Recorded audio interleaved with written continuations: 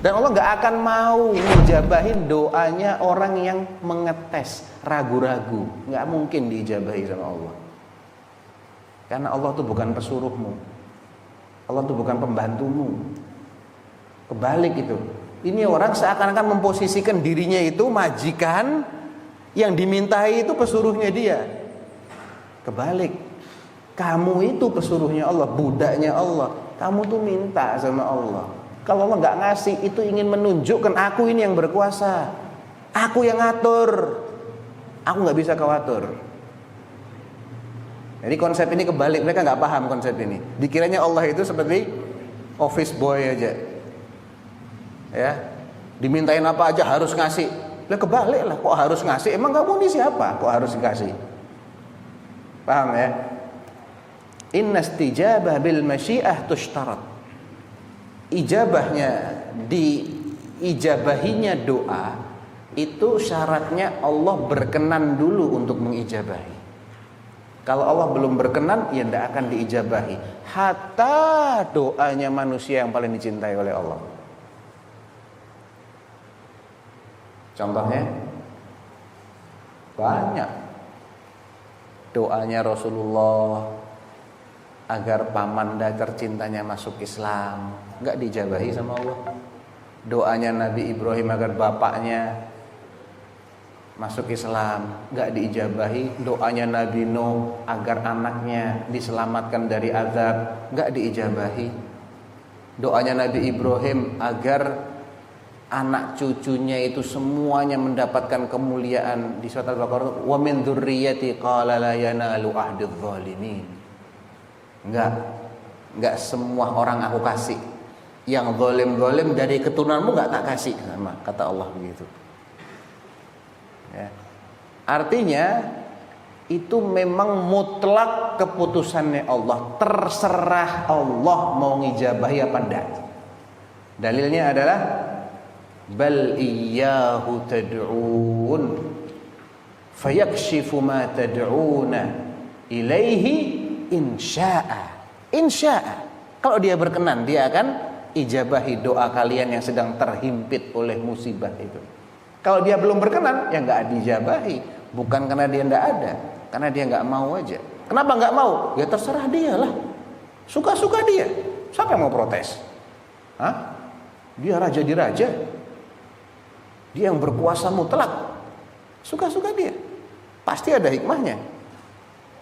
Yang kedua, dan itu hanya ditujukan kepada orang yang benar-benar merendah, doa dengan tulus, dengan merasa dirinya ini rendah di hadapan Allah, dengan betul-betul berhajat, bersimpuh, tadarru', ud'u rabbakum tadarru'an. Doalah kepada Allah dalam keadaan tadarru'. Itu di surat Al-A'raf ayat 55 dan juga di ayat 205. Coba dibaca. Al-A'raf ayat 55 sama Al-A'raf ayat 205. Jadi kalau orang ini cuma ngetes Allah, itu enggak mutadarri', enggak akan diijabahi sama Allah. Allah enggak butuh dites. Ya. Ud'u rabbakum tadarru'an wa khufyah innahu la yuhibbul mu'tadin. Itu ayat 55. Kalau di ayat 205 wad'uhu apa itu ayat 55 dulu Al-A'raf.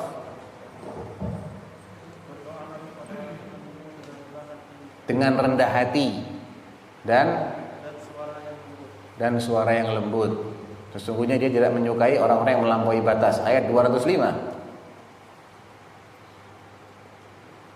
Ud'u rabbakum tadarruan wa khifah wal apa namanya?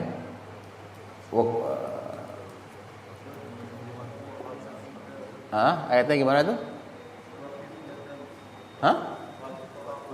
Wadhkur rabbaka fi nafsika tadarruan wa khifatan wa dunal jahri minal qawli bil ghuduwi wal asali wa la takum minal ghafilin. Terjemahannya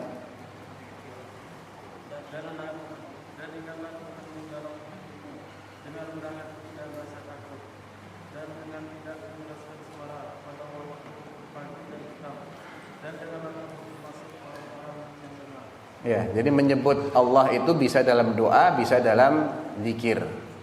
Ya, itu berlaku untuk doa, berlaku juga untuk zikir. Intinya harus ada tadarru', perasaan rendah hati, bukan perasaan meragukan keberadaan Allah atau coba-coba eksperimen. Allah ada nggak ya? Tak cobanya, tak mintai sesuatu. Wah, Allah nggak butuh mau coba-coba, Mas. Ya, nggak butuh. Orang yang serius doa aja kadang nggak dikabulkan sama Allah. Dalam rangka apa? Dalam rangka menampakkan kekuasaan Allah. Ya, raja itu kalau ingin menunjukkan bahwa dialah penguasa, dia akan kabulkan semaunya dia. Kalau semua permintaan dikabulkan, berarti bukan dia penguasa sebetulnya, karena dia takluk dengan keinginan rakyatnya. Rakyatnya bisa minta apapun dan dia harus penuhi. Itu bukan raja, itu pembantu umum namanya. Ya, kalau raja itu dia berkuasa, dia yang ngatur. Kamu saya izinkan, kamu nggak saya izinkan. Contohnya pegawai. Ada 2 pegawai ngadep kepada direkturnya. Pak, saya minta cuti ya, nggak boleh. Oh, nggak ada direktur berarti. Gitu. Saya minta nggak dikasih, berarti nggak ada direktur dalam perusahaan ini. Kan nggak begitu toh? Yang fulan minta dikasih, kenapa? Ya terserah direkturnya, dia punya alasan sendiri. Kamu nggak wajib tahu. Nah, ini tala Allah akhara ijabah bi rahmatin wa hikmatin ajibah. Awalan anna ijna Allah ijabah wa ta'khirahu laha kana rahmatan lakum wa bi hikmatin ajibah. Maka min da'i yad'u ala nafsihi bisyarr wa huwa la yashkur. Qala ta'ala wa yad'u al-insanu bisyarri du'aahu bil khair wa kana al-insanu ajula. nah, kalaulah Allah itu tidak berkenan untuk mengijabahi doa atau menunda terkabulnya doa, maka itu adalah karena ada hikmah yang luar biasa di balik itu. Ya, karena ada hikmah dan ada rahmat juga di balik tertundanya Allah mengabulkan doa kita. Karena manusia ini punya sifat tergesa-gesa. Allah mengatakan wa yad'ul insanu bisyarri du'aahu bil khair. Kadang-kadang manusia itu minta supaya Allah menimpakan kejahatan seserius ketika dia minta Allah menimpakan kebaikan. Contohnya orang lagi marah sama anaknya, mudah-mudahan kamu celaka nak. Coba diijabahi langsung sama Allah. Nyesel enggak? Nyesel. Ketika Allah menunda, itu ada hikmahnya. Rahmat itu buat kamu. Ya Allah, aku sudah tidak kuat sakit ini, Allah matikan aku saja. Padahal ternyata sakitnya sehari lagi sembuh. Kalau diijabahi sama Allah, nyesel. Ya, artinya ada hikmah di balik tertundanya Allah mengijabahi doa. Ya, Taib. Ini tinggal 1 bab lagi selesai. Nah, ada pertanyaan. Taib. Sampai jam berapa ini sesi? Sampai jam berapa?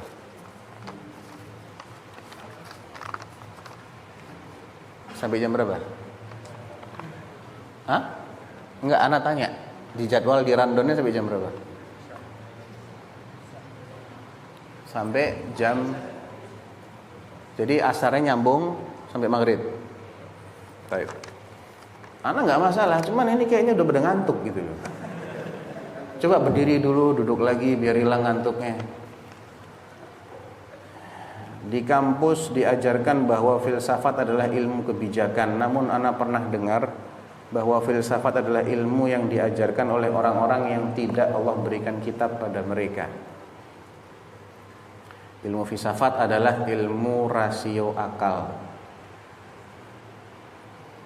Terus apa pertanyaannya ini?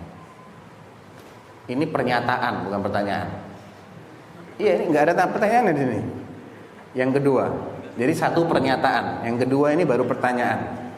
Manusia yang tidak Allah berikan petunjuk pada mereka, apakah pemahaman ana benar? Sebentar. Ilmu filsafat adalah ilmu rasio akal manusia yang tidak Allah berikan petunjuk pada mereka.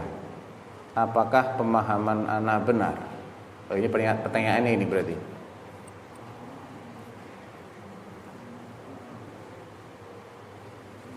Iya, benar. Karena kita nggak butuh sama filsafat. Ya, manusia ini tidak butuh dengan filsafat, dia butuhnya bimbingan wahyu. Kenapa nggak butuh filsafat? Karena filsafat itu macam-macam, bahkan ada yang kontradiksi, dan masing-masing mengklaim ini filsafat. Ada. Contohnya, filsafat itu ada yang kejam, yang tidak berperi kemanusiaan juga ada. Ada teori kependudukan yang dicetuskan oleh Thomas Malthus. Di antara teori dia bahwa pertambahan jumlah penduduk itu mengikuti deret ukur, seperti berkali, 2 kali 2 kali 2 kali 2 itu deret ukur namanya. Sedangkan cadangan makanan untuk manusia ini mengikuti deret hitung, 1, 2, 3, 4. Jadi banyak mana pertumbuhan penduduk dengan pertambahan makanan, banyak pertumbuhan penduduk. Ini teorinya si Thomas Malthus, yang dia ini juga seorang filosof. Dia belajar filsafat juga. Terus dia menyajikan solusi. Antum kalau dengar solusinya ini, antum bisa cek nanti di Wikipedia atau di mana lah tentang teori kependudukan Thomas Malthus. Dia bilang solusinya supaya tidak terjadi rebutan makanan, karena makanannya lebih sedikit daripada yang akan memakan. Maka kita lihat nih manusia-manusia yang sudah nggak produktif, orang-orang cacat, orang-orang gila, orang tua renta, habisin aja ini mereka. Ngabis-ngabiskan makanan nggak ada faedahnya. Bener tuh, sarannya dia kayak gitu tuh. Jadi sisakan aja manusia-manusia yang produktif. Itu filsafat itu. Ada yang ngajarin kayak gitu tuh, ya.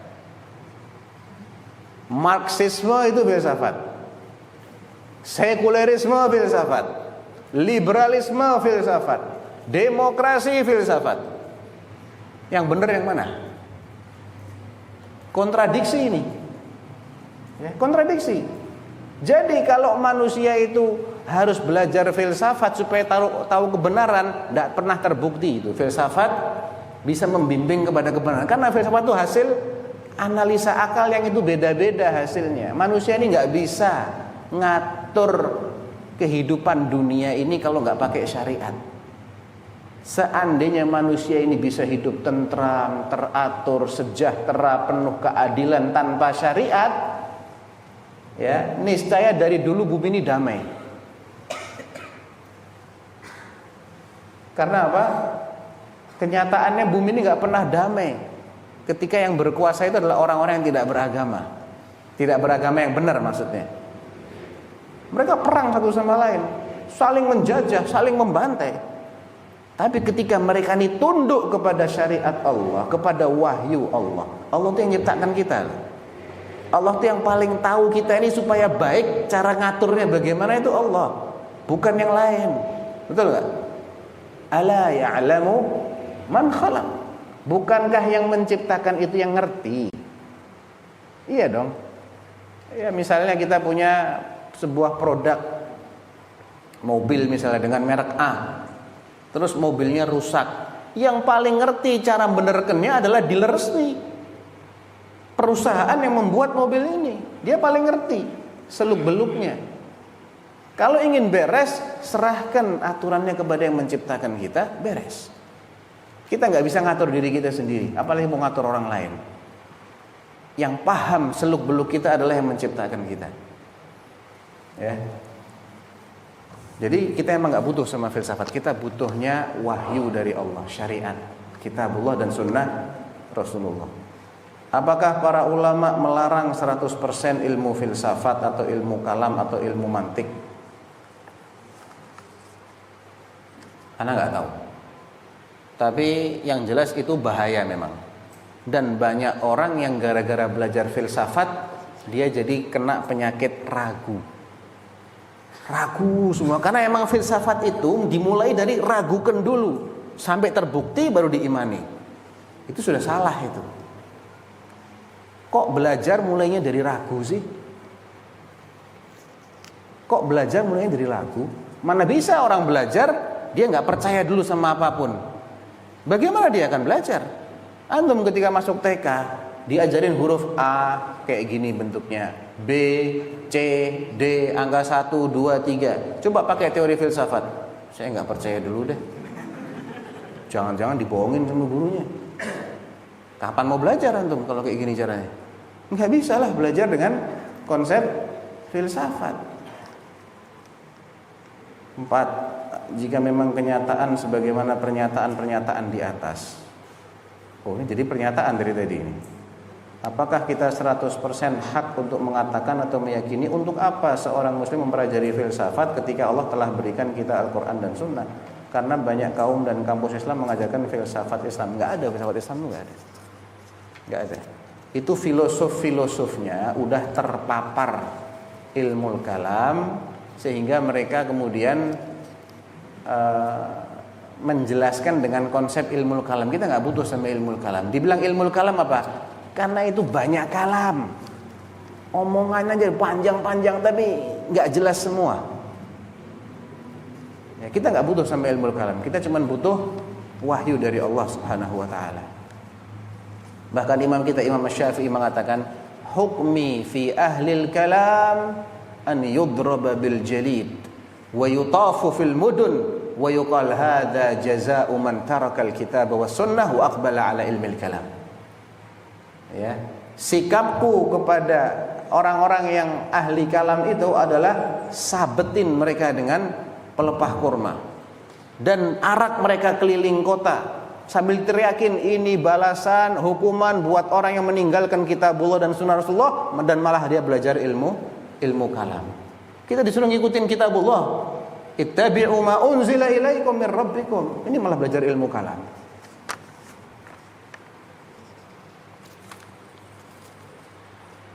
Bagaimana dengan filsafat Islam yang digaungkan kampus yang mengaku Islam? Enggak ada. Saya enggak tahu. Saya enggak pernah belajar filsafat Islam.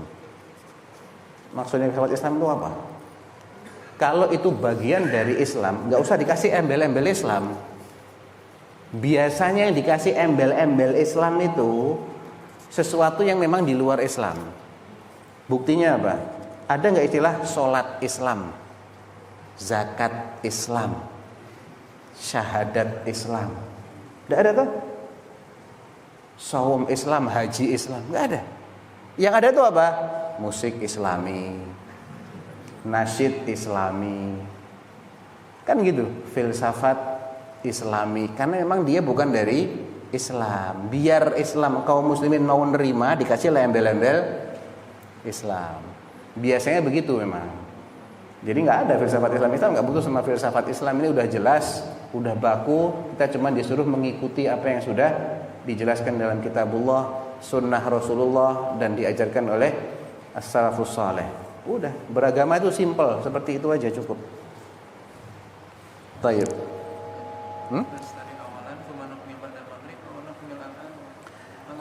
Taib. Ana nggak ada masalah, lanjut. Cuman antumnya ini yang masalah kayaknya. Siapa yang ngantuk tolong cuci muka dulu lah, ya. Biar nggak nular ke kanan kirinya dan ke sekitarnya. Nggak apa-apa, kita kasih waktu 5 menit. Yang merasa ngantuk nggak usah malu cuci muka. 5 menit. Fadhol. Nanti kita lanjut lagi. Istirahatnya 15 menit aja, soalnya ada snack yang gitu. Oh, sampai malam, masya Allah. Syaratnya nggak boleh ngantuk. Ngantuk tak setrap, tak suruh berdiri nanti. Baik. Ini bab terakhir ya, syubhat terakhir. Limadza khalaqallahul kafir? Kenapa Allah ciptakan orang kafir? udah tahu dia bakal kafir, dia nggak akan beriman kepada Allah, kenapa pula diciptakan sama Allah? Baik. Bismillahirrahmanirrahim. Hafizahullah wa ra'ah wa ghafara lahu wa liwalidayhi wa masyayikhihi wa li sa'iril muslimin ajma'in. Allahumma amin.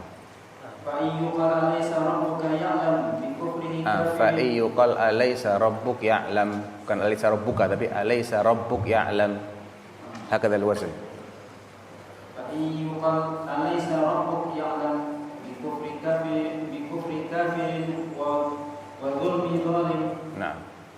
Alaysa qadiran bi alla yakhluqa min haula'il kafirin mutlaqa. Ajib bi anna su'alaka gharibu. La, ajib bi anna su'laka gharibu. Ajib bi anna su'laka gharibu illa talazum fihi ya mu'ibu. Nah. Fa khalquhu lahu burhanu aqlihi haythu istahaqqa ma khuliq li ajlihi. Nah. bil kutubi wal ayati wal uquli aqama hujjatan ma'a rasuli. Nah. Waqad abana kufrahu mukhtara fannaru hadduhu faqul basira. Fannaru hadduhu. Fannaru hadduhu faqul basira. Nah. Baik. Awalan anna imtina Allah. هذا تكلمنا عنه. رقم 2. ثانيا أنهم يقولون إذا كان الله سيعلم أن فلانا من الناس سيكون كافرا ظالما ملحدا وهو لا يرضى بالكفر والظلم والإلحاد فلماذا خلقهم؟ ألم يكن قديرا ألا يخلقهم مطلقا؟ Ya. Jadi inti syubhat ini, kalau memang Allah itu sudah tahu bahwa fulan bakal jadi orang kafir, jadi orang ateis, jadi orang zalim, kenapa masih diciptakan sama Allah? Katanya Allah tidak merestui kekafiran, tidak meridhoi kezaliman, tidak menyukai orang ateis. Kok diciptakan? Kan Allah bisa tidak menciptakan mereka. Itu syubhatnya begitu. Ya. Sebetulnya ini nggak ada hubungannya dengan ateisme kan? Ada hubungannya dengan ateisme nggak? Nggak ada hubungannya. Teman, begitulah mereka itu memutar-mutar, bikin bingung aja. Nggak, itu bukan dalil itu. Pertanyaannya, orang kafir diciptakan atau ada dengan sendirinya? Diciptakan kan? Berarti ada pencipta nggak? Iya. Perkara ngapain dia ciptakan itu nggak ada urusan. Yang jelas dia ada.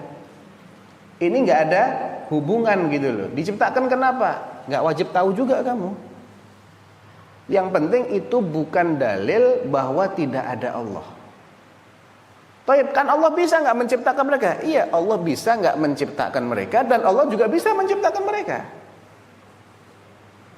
Baik, kita akan lebih jelas nanti ketika membaca jawaban-jawabannya. Ajib bi anna su'laka gharib. Su'l yakni soal. Jadi dalam bahasa soal atau su'l. Ja'a hadza fil Quran. Qala qad utita su'laka ya Musa, ay su'alaka. Idzan yuqalu su'l wa su'al, lughatan. Ya.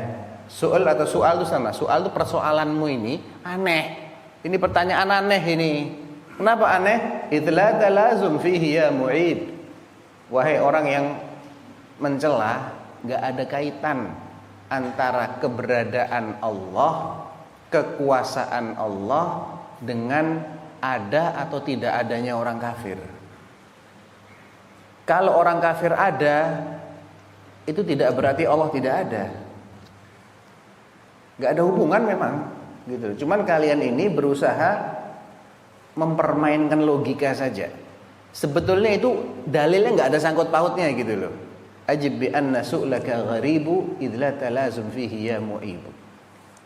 Fa khalquhu lahu burhanu adli. Justru diciptakannya orang kafir oleh Allah, sehingga terlahirlah dia ini ke dunia. Benar-benar muncul orang kafir, dan dia membuktikan kekafirannya itu dengan perbuatan kufurnya, pernyataan kufurnya, atau keyakinan kufurnya. itu Allah ingin membuktikan keadilannya Allah. Karena Allah itu tidak akan menghukum seseorang kalau dia belum berbuat. Justru karena Allah itu ingin menegakkan keadilan, Allah biarkan dia itu melakukan sebab-sebab yang akan membinasakan dia. Sebagaimana Allah juga tidak akan memberi ganjaran orang beriman sebelum dia itu benar-benar beriman, sebelum dia itu membuktikan keimanannya secara ucapan ataupun keyakinan ataupun perbuatan. Pernah kita bahas kan, Allah tuh bisa saja memasukkan Rasulullah ke jannah tanpa dia harus perang, harus didustakan, harus. Allah juga bisa masukkan Abu Jahal ke neraka, langsung jebleng masuk neraka. Tapi di mana letak keadilan Allah kalau seperti itu? Kan dia belum berbuat apa-apa, tahu-tahu masuk neraka. Justru diciptakannya orang kafir itu untuk membuktikan keadilan Allah, supaya mereka tidak punya alasan lagi. Mau cari alasan apa? Kamu sudah dikasih kesempatan di dunia loh, udah dikasih akal, udah dikasih peringatan, diturunkan kitab suci, diutus nabi, diingatkan jangan kafir, tetap dia milih kafir. Terbuktikan sekarang dia layak untuk dihukum oleh Allah. Jadi nggak ada hubungannya dengan ada atau tidak adanya Allah, nggak ada sangkut pautnya itu. Itu permainan akal-akalan mereka aja. Bisa dipahami ya, insyaallah. Taib. Iqra al-hasyiyah, Ustaz. ثالثا إن هذا التساؤل غريب ولا علاقة له بنفي وجود الله أصلا بل وجود الملاحدة والكفار والظلمة دليل على وجود الله الخالق لأنه مخلوقون على كل حال وأين التلازم بين علم الله بوقوع الكفر والظلم والإلحاد منهم وبين عدم خلقه لهم فهل إذا علم الله ذلك أنه يجب عليهم ألا يخلقهم؟ رابعا إن خلقه لهم يدل على كمال عدله وحكمته لأن مقتضى العدل أن يعاقب المجرم بعد قيامه بالإجرام لا قبله فالكافر مجرم بكفره فلو لم يخلق هذا الكافر أصلا فإنزال العقوبة عليه ظلم ثم إن عدم وجود الكافر مطلقا يقتضي عدم وجود المؤمن مطلقا فأصبح هذا السؤال لا معنى له. نعم. خامسا لم يعاقب الله الكافر إلا بعد إقامة الحجة عليه بإنزال الكتب وإظهار الآيات أي المعجزات وإرسال الرسل ومنح العقل المميز بين الحق والباطل والخير والشر. الضمير في قوله حجته أقام حجته ya. فخلقه له برهان وعدله. Bukan itu, yang nomor 80 ya. Bil kutbi wal ayati wal uquli aqama hujjatah ay hujjatallah. Allah aqama hujjatahu ay hujjatallah yani. Aqama hujjatah ma'ar rasul ay ma irsalir rasul. Jadi enggak ada sangkut pautnya ya antara Allah tahu si fulan bakal kafir, bakal zalim, bakal ateis dengan Allah tidak boleh menciptakan mereka. Loh memang kalau Allah tahu Allah enggak boleh ciptakan gitu. Kan mereka mikirnya gitu toh. Harusnya kalau Allah tahu mereka bakal kafir, Allah nggak boleh ciptakan mereka. Loh, hubungannya apa? Memang kalau Allah tahu ini semua bakal jadi penjahat, Allah nggak boleh ciptakan mereka? Nggak ada sangkut pautnya. Toh bagaimanapun juga, kalian kan mengakui mereka itu sudah diciptakan kan? Mereka kan ciptaan Allah ala kulli hal gitu loh. Mau kafir, mau muslim. Berarti ada yang menciptakan mereka.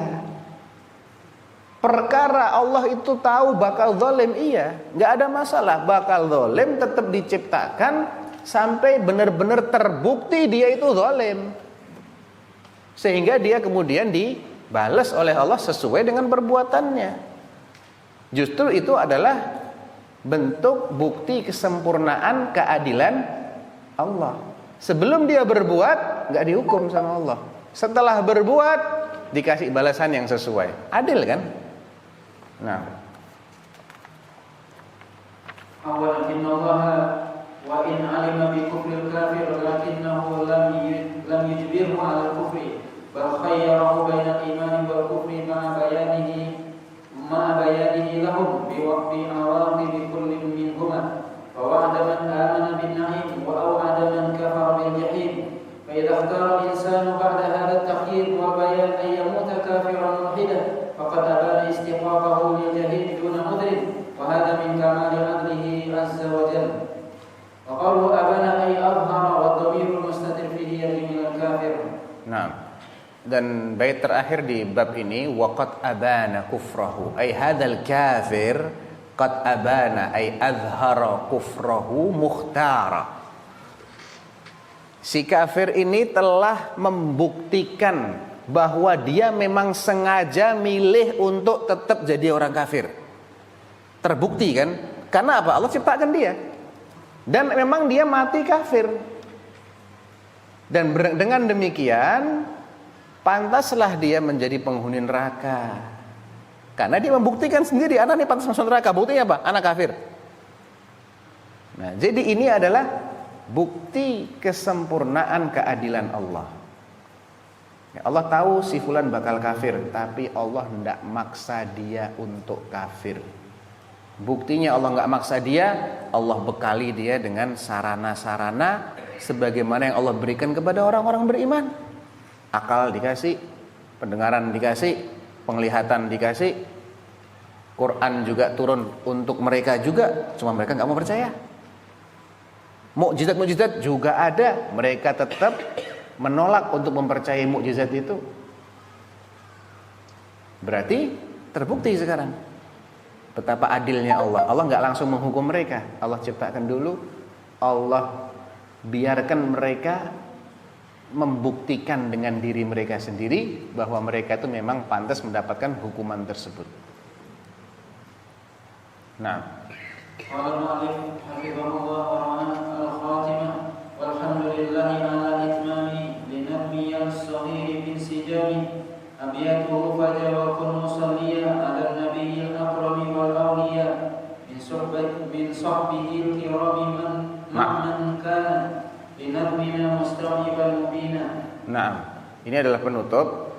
Qala an-nazim ghafarallahu lahu wa limasyayikhihi wa tullabihi wal mustami'in ajma'in walhamdulillahi ala itmami li nadmi as-saghir bin sijami abiyatuhu faja wa kun musalliya ala an-nabiy al-akrami wal awliya min sahbihi al-kirami ma' man kana li nadmina mustaw'iban mubina. Iqra al-hasyiyatain. ثانيا قوله بانسجام والانسجام المقصود هنا الشامل للأفكار والتعبير فانسجام الأفكار يعني لا تناقض بين أفكارها وانسجام التعبير يعني وجوه ألفاظه لا تعقيد فيه وسهل التركيب وسهل التركيب قوله فجاء الفاء والجيم والألف من الحروف الأبجدية التي يعد بها الجمل فالفاء يعني 80 والجيم يعني ثلاثة والألف يعني واحدا فالمجموع 80 زائد 1 زائد 3 زائد 1 يساوي 84. Jadi ini metodenya sebagian ulama kalau ingin menyebutkan bilangan. Antum yang hafal Tuhfatul Atfal, abiyatuhu niddun bada lidhinnuha. Niddun bada itu 61 kalau dijumlah, dan jumlah baitnya 61, betul ya? Niddun, nun itu 50. Tahunya gimana Ustaz 50? Antum lihat itu bagannya. Abjad hawas hutti kalimun sya'fas qarashat thakhadha dhadhaghun. Abjad 1 2, jim 3, dal 4, ha 5, waw 6, za 7, ha ta ya 8 9 10. Setelah ya itu puluhan semua. Hutti kalimun, kaf 20, lam 30, mim 40, nun 50. Niddun, nun berapa? 50. Dal berapa? 4. 50 tambah 4 54 ya. Ba 2, 56. Dal lagi 4 lagi 60. Alif 1, 61. Kalau ini faja, fa berapa? Lihat bagan. 80. Jim 3. Alif 1. Tambahkan semua. 84. Ada juga tarikhuha busyra liman yutqinuha. Itu manzumah Tuhfatul Atfal. Busyra liman yutqinuha. Ba berapa? Ini harus pakai korek-korekan coba. Satu nulis di papan tulis. Satu tulis papan tulis. Akhi, uktub fis sabura. Busyra, ba berapa ba? 2. 2 tambah shin 90 shin.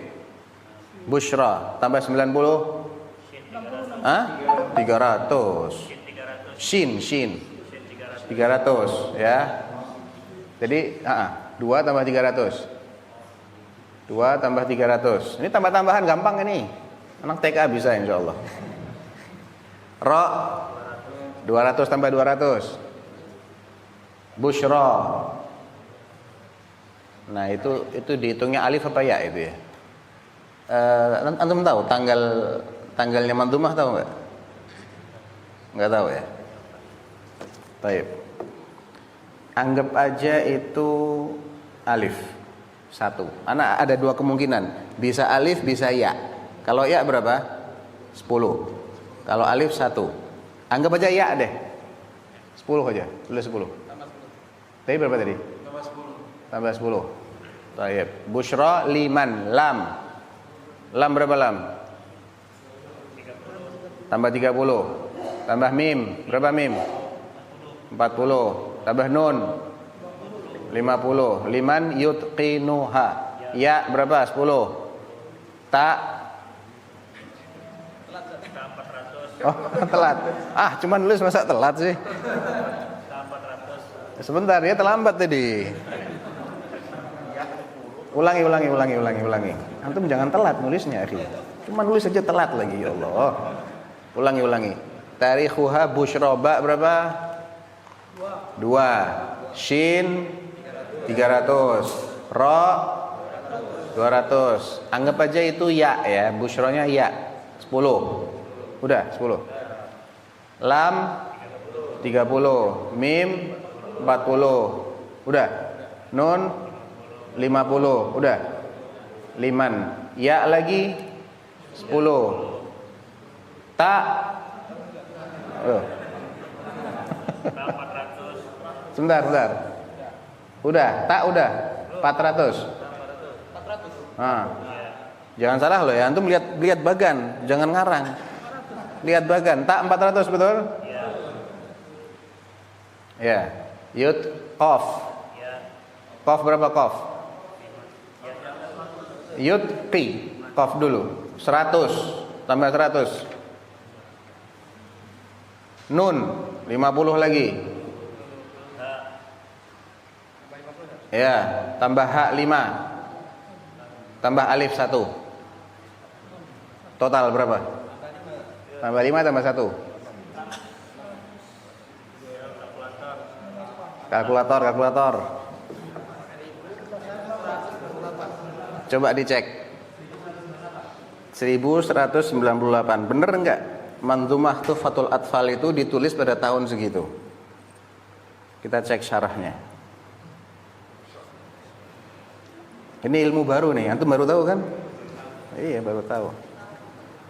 Cara ngapalkannya abjad, hawaz, hutti, ba, ja, dal. Abjad 1, 2, 3, 4. Hawaz 5, 6, 7. Hutti 8, 9, 10. Habisnya 10 ini puluhan. Sampai dia nyampe 100, habisnya itu ratusan.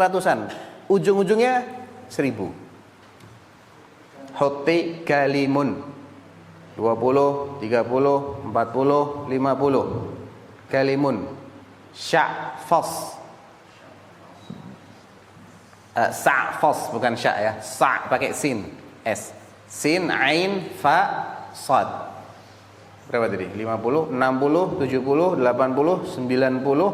Qarashat. 100, 200, 300, 400. Thakhadha 500, 600, 700. Dha. Angel nih ucapannya. dha, dha, ghun. Itu 800, 900, 1000. Jadi betul. Betul kan ya? Nah, jadi kalau abiyatuhu faja, lihat bagannya. Fa 80, jim 3, tambah 3. Tambahkan aja. Huruf-huruf itu ditambah-tambahkan aja. Faja, atau lagi alif, berarti 84. Baik. Selesai. Ini ada 3 pertanyaan.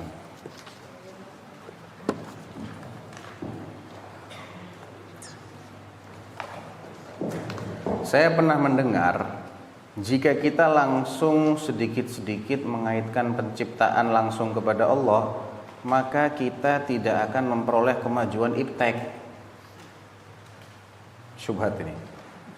Contohnya, jika kita katakan hujan adalah langsung diturunkan oleh Allah, maka kita tidak tahu proses apa yang terjadi sebelum hujan. Mungkin alasan ini juga yang menjadi alasan teori ateis disebarkan di sekolah. Bagaimana dengan syubhat seperti ini, Ustaz?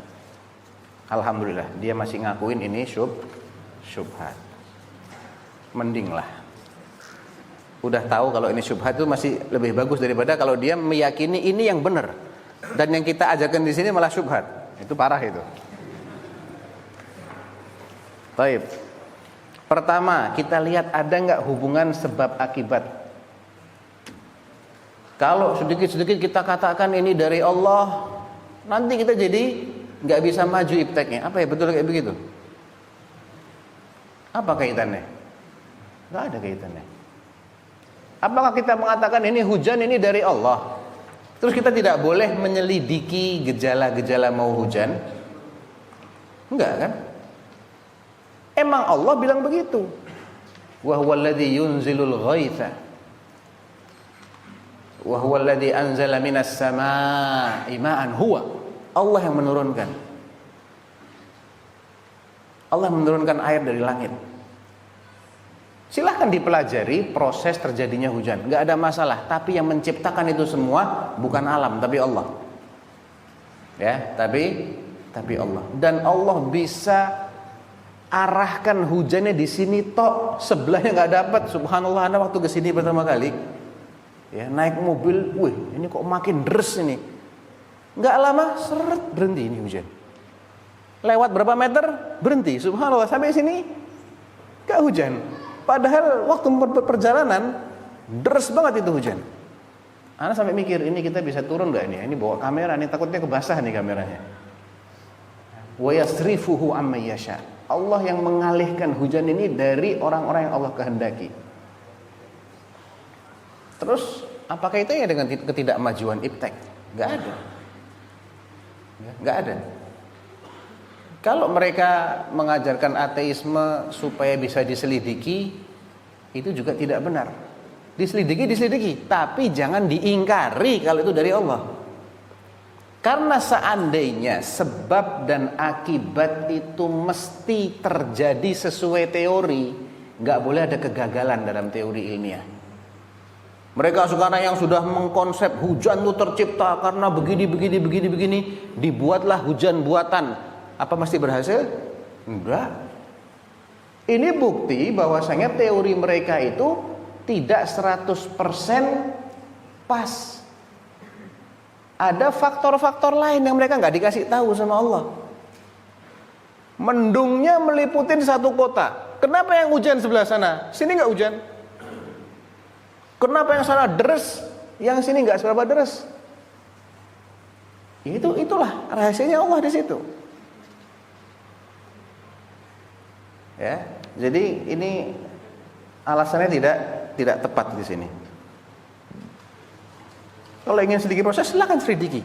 Tapi tetap musabbibul asbabnya itu Allah. Yang menciptakan proses itu Allah. Dia tidak berproses dengan sendirinya. Harus ada izin dari Allah, ada kehendak Allah, baru dia akan terjadi. Dan justru adanya keimanan seperti ini itu menjadikan kita ini tenang kalau belajar, nggak stres. Orang percaya sama takdir, itu enak hidupnya, nggak stres. Tapi kalau nggak percaya takdir, dia percayanya sebab dan akibat. Bayangkan, anak sudah berusaha, belajar, nggak lulus juga, stres dia bunuh diri. Ya, betul, terjadi itu. Dia akan menganggap diri saya ini gagal, memang saya nggak akan pernah berhasil. Semua sebab sudah saya upayakan, saya nggak berhasil juga. Berarti saya orang gagal, stres dia. Linglung, sakit jiwa, depresi. Kesian orang nggak percaya takdir itu. Coba seorang mukmin, ya Allah belum menghendaki, selesai, karena udah berusaha. Tapi memang usaha ini tidak menjadi kunci keberhasilan. Allah belum menghendaki, ya dia akan belum mengakibatkan akibat yang diharapkan. Maka kalau Allah Ta'ala, ayatnya itu, man kana yuridul ajilata ajjalna lahu fiha ma nasha liman nurid. Subhanallah. Man kana yuridul ajilah, siapa yang ingin mendapatkan pahala yang disegerakan, pahala duniawi, ajjalna lahu fiha, ya kami akan segerakan di dunia ini. Sesuai harapan dia? Enggak. Bagi semua orang? Enggak. Manasya, sesuai dengan kehendak kami. Dia mengharapkan gaji 100 juta di dunia. Allah mungkin kasih, tapi enggak 100 juta. Terserah Allah mau kasih berapa. Liman nurid, dan bagi orang-orang yang kami kehendaki. Walaupun yang melakukan usaha yang sama itu banyak orang, tapi tidak semuanya berhasil. Itu fakta loh. Sama-sama belajar, sama-sama ngapalin, gurunya juga sama, fulan nilainya beda sama fulan. Ya. Usahanya mungkin yang ini lebih sungguh-sungguh. Ada faktor-faktor lain. Itulah kehendak Allah. Obatnya sama, dosisnya sama, berat badannya sama, sakitnya sama, efeknya beda. Yang satu diobati dengan cara ini sembuh, yang satu nggak sembuh. Kalau kita percaya sama takdir, nggak stres. Ya Allah belum menghendaki saya sembuh. Kalau nggak percaya takdir, bingung dia akan menyalahkan dirinya, stres dia. Jadi iman kepada takdir itu justru menenangkan kita. Ya.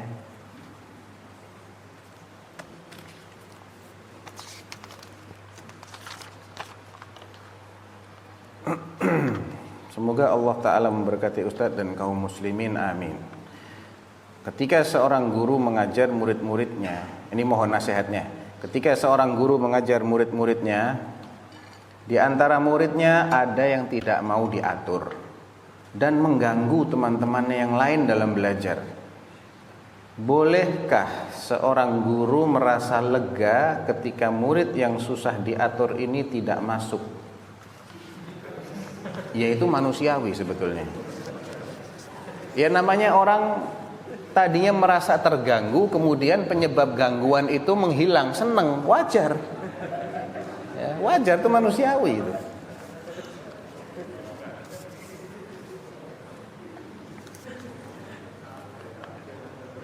Bagaimana dengan pertanyaan ateis tentang Allah bersemayam di atas arsy?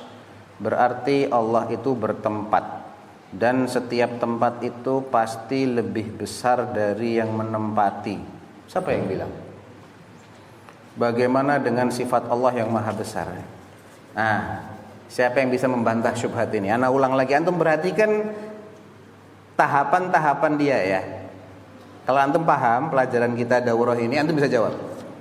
Bagaimana dengan pertanyaan ateis tentang Allah, pernyataan harusnya ini? Atau mungkin juga pertanyaan bisa. Pertanyaan ateis tentang Allah bersemayam di atas arsy berarti Allah itu bertempat. Ini kesimpulan yang pertama. Kalau Allah istiwa berarti Allah punya tempat. Dan setiap tempat itu pasti lebih besar. Ini klaim yang kedua. Setiap tempat pasti lebih besar dari yang menempati. Bagaimana dengan sifat Allah yang maha besar? Siapa yang bisa jawab? Tulis pertanyaannya.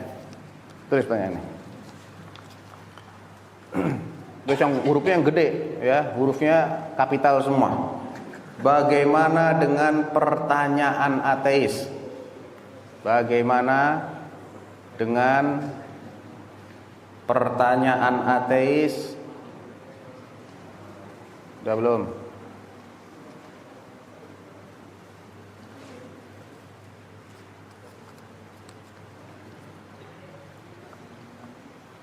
Tentang Allah bersemayam di atas arsy.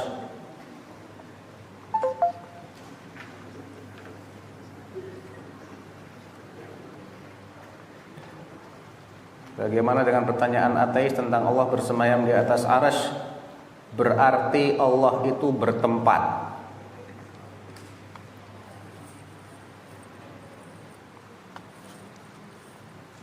Udah.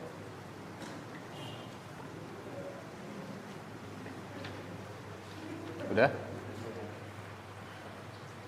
Dan setiap tempat itu pasti lebih besar dari yang menempati.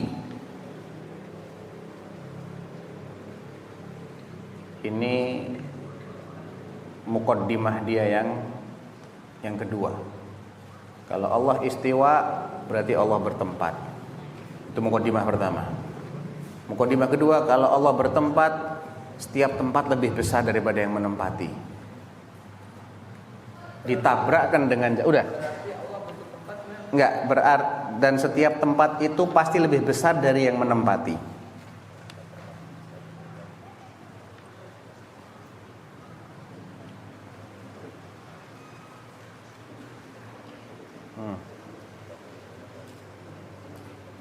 Latihan bantah syubhat.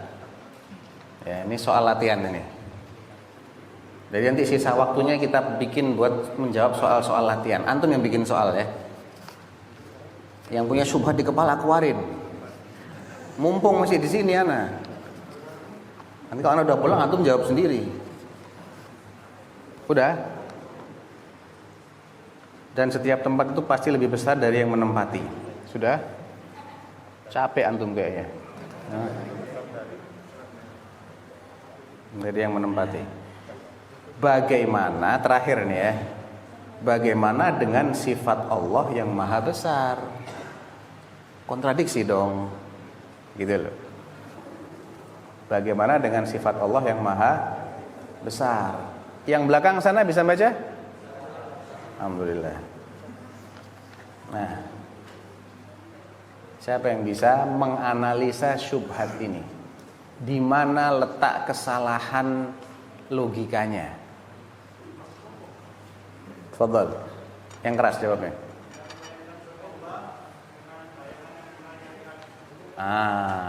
Dia membayangkan istiwanya Allah dengan istiwa makhluknya mesti. Ya enggak? Itu letak kesalahan dia. Dia enggak bisa membayangkan yang lain. Enggak mungkin dia bisa membayangkan selain itu. Pasti yang dia bayangkan atas yang itu adalah ruangan. Dan ruangan yang dia kenal itu adalah makhluk. Paham? Kalau di atasnya Allah itu bukan di atas yang itu ruangan yang diciptakan oleh Allah, bukan. Allah itu fil uluwil mutlaq. Di atas yang terlepas dari dimensi ruang. Wah, gimana cara memahaminya? Enggak susah memahaminya. Cuman antum perlu konsentrasi aja. Ya, ini faedah. Kalau antum pulang bawa faedah ini, itu faedah besar itu. Antum tulis kalau bisa. Penjelasan ini antum tulis. Ana akan jelaskan dengan tahapan-tahapan berikut. Kalau ana tanya, antum pahami dulu, baru antum tulis ya. Pahami dulu statement ini. Kalau ana tanya antum, alam semesta ini ada di mana? Jawabnya?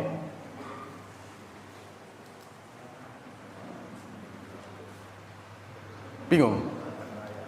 Alam semesta ini ada di mana? Jawabnya?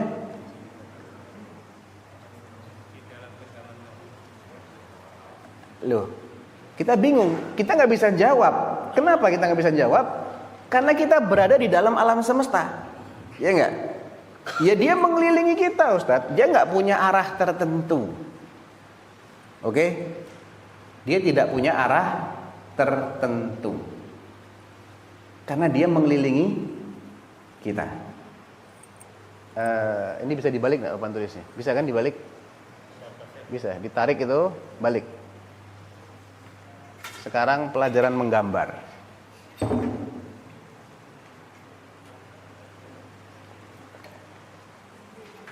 Baik.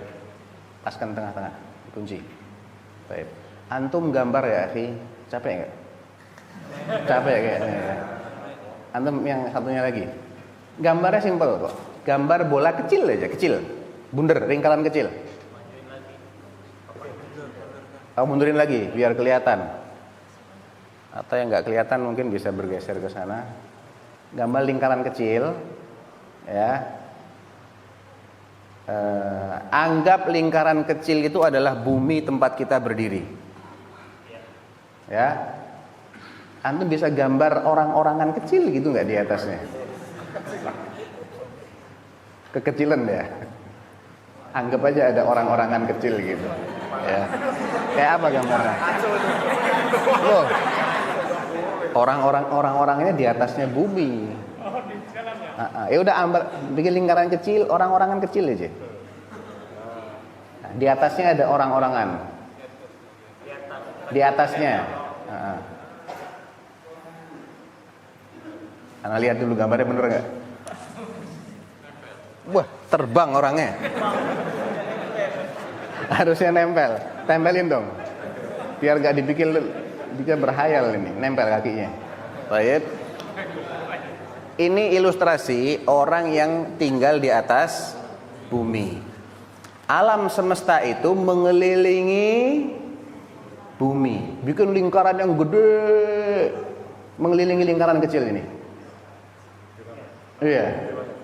Ya nggak harus bundar-ser nggak apa-apa, pokoknya lingkaran gede. Nah, ini ilustrasi alam semesta.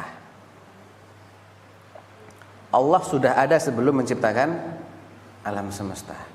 Baik, ya nggak mungkin Allah di dalam alam semesta dong.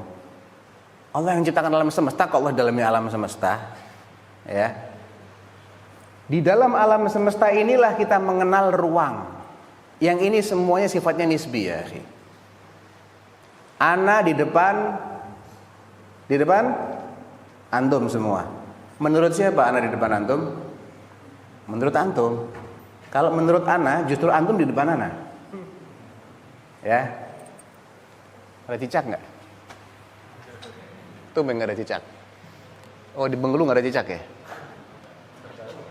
Ada, cuma cicaknya di tembok, nggak lagi di atas. Seandainya ada cicak di atap sini. Baik. Ntar dia ini. Seandainya ada cicak persis di atas sini. Menurut cicak, kita nih di atasnya dia atau di bawahnya dia? Di bawahnya ya, menurut cicak. Kalau menurut kita, cicak yang di atas. Betul? Inilah arah-arah nisbi. Kanan, kiri, depan, belakang, itu nisbi semua. Betul? Inilah ruang yang kita kenal. Dan ini makhluk. Allah menciptakan. Tadi nggak ada ruang-ruang yang kita kenal, nggak ada. Sebelum Allah menciptakan jagat raya, nggak ada ini alam semesta ini, nggak ada. Ketika Allah ciptakan jagat raya, arah itu cuma dua. Dan ini arah yang tidak terkait dengan dimensi ruang. Nggak ada kaitannya. Karena ruangnya itu Allah yang menciptakan. Analogi ini. Ya, nggak boleh mempermisalkan sebetulnya ya. Cuman biar gampang aja. Allah menciptakan jagat raya ini seperti bola besar, ibaratnya gitu. Di dalamnya ada bola kecil, bumi. Dan di atas bola kecil ini berdiri manusia-manusia yang sok tahu itu. Yang takabur itu. Yang belajar filsafat itu. Sampai akhirnya sesat. Dan kalau dia mendengar sifat Allah, dibayangkan Allah itu seperti salah satu ciptaannya. Itu akar kesesatan dia. Dia membayangkan. Allah seperti apa yang bisa dia bayangkan. Semua yang dia bayangkan adalah makhluk. Semua ruang yang dia kenal makhluk kan.